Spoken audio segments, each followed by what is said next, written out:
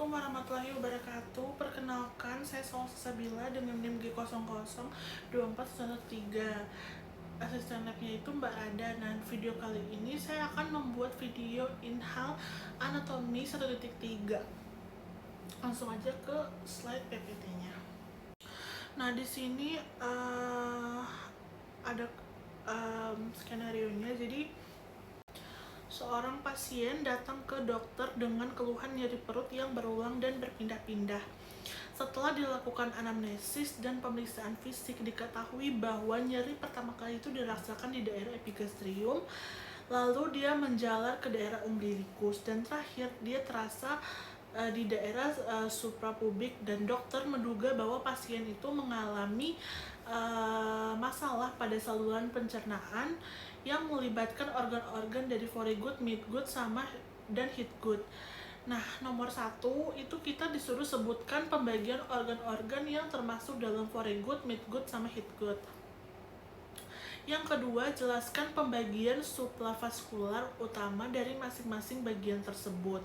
Lalu sebutkan persarafan. Yang ketiga ini, sebutkan persarafan utama dari foregut, midgut, dan hindgut, serta jelaskan bagaimana sih nyeri visceral dapat menjalar sesuai distribusi saraf ini.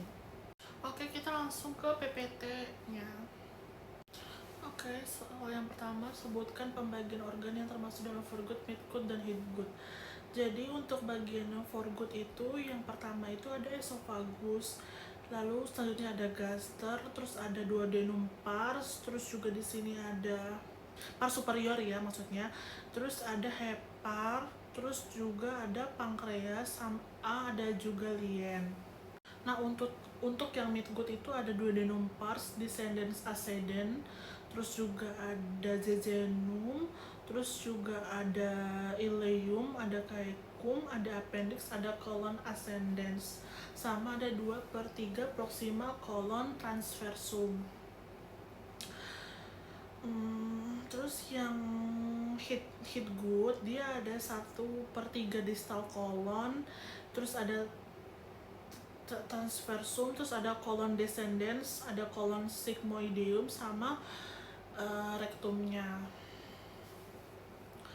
Nah,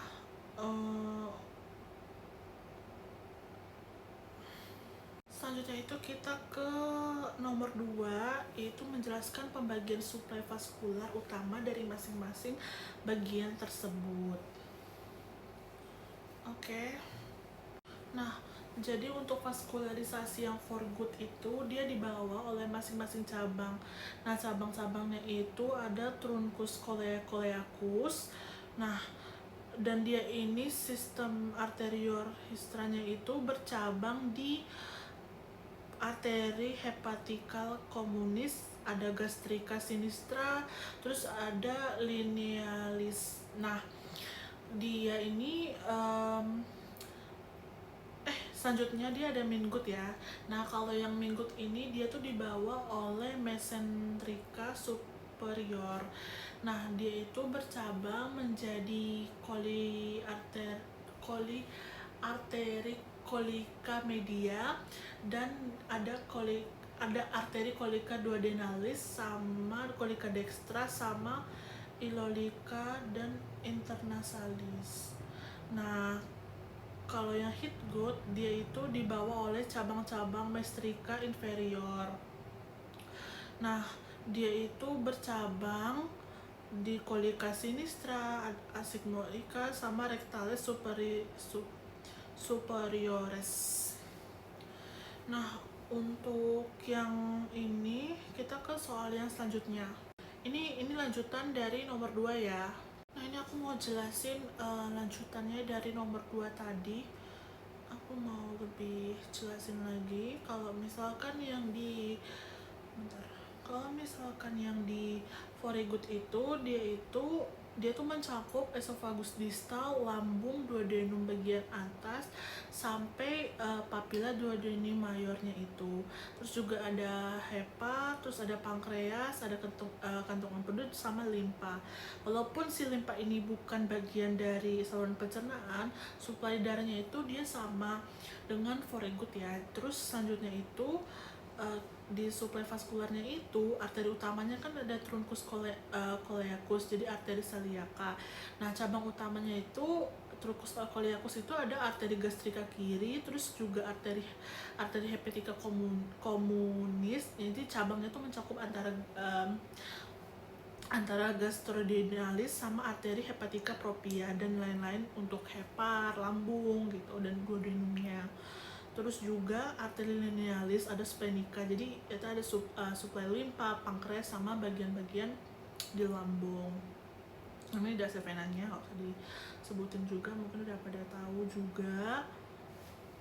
Next kita ke yang midgut. Nah kalau midgut ini dia itu mencangkup distal, jadi di bawah papilla duodenum mayor, jejunum, ileum, secum, appendix, colon ascendens, sama 23 proxima colon transversum. Terus kalau supravaskularnya, arteri utamanya itu arteri mesenterica superior AM atau yang bisa disebut juga AMS. Nah cabang-cabang AMS ini ada arteri pancreatiloduodenales inferior, terus ada arteri jejunal dan ileal, terus ada arteri ileokalia, terus ada arteri kolika kanan sama arteri kolika tengah. Ini nggak usah disebut ya dari venanya. Terus ini kita ke yang Hidgut. Jadi kalau yang Hidgut ini dia mencakup 1/3 distal colon transversum, tadi udah aku sebutin juga kan. Terus juga ada colon descendens, ada colon sigmoid, sama rectum atas, sama sebagian dari anus. Nah kalau suplai vaskularnya ini dia itu arteri utamanya dia ada AMI. Jadi AMI itu adalah arteri mesenterica inferior. Nah cabang utamanya itu dari AMI ini ada arteri kolika kiri, arteri sigmoid, sama arteri rectalis superior. Itu ini kalau aku baca dari venanya itu vena-vena Hidgutnya ini bakal bermuara ke vena mesenterica inferior yang biasanya itu bergabung dengan vena splenica sebelum dia mengalir ke vena porta hepatica. Ini kalau misalkan yang midgut itu dari venanya itu dia bermuara ke vena mesenterica superior yang akhirnya dia bakal mengalir ke vena portica hepatica. Nah kalau misalkan yang varigut dia itu vena portica hepaticanya menerima darah dari cabang vena splica dari vena gastrika kiri. Nah selanjutnya itu selanjutnya kita ke nomor 3. Sebutkan persyaratan utama dari foregut, midgut, dan hidgut, serta jelaskan bagaimana nyeri visceral dapat menjalar sesuai distribusi saraf ini. Nah aku mau kasih tau dulu, ini adalah gambarannya nih, foregut, hidgut, sama midgutnya itu. Nah kalau foregut itu dia tuh nyerinya dirujuk ke epigastrium, terus kalau midgut tuh nyerinya dirujuk ke umbiculus, sama hidgut itu nyerinya dirujuk ke hipogastrium. Nah, di sini persarafan utama itu pada foregut. Nah, foregut itu disuplai sama saraf vagus, nervus cranalis. Saraf vagus ini memediasi aktivitas modeles dari sekresi organ-organ foregut.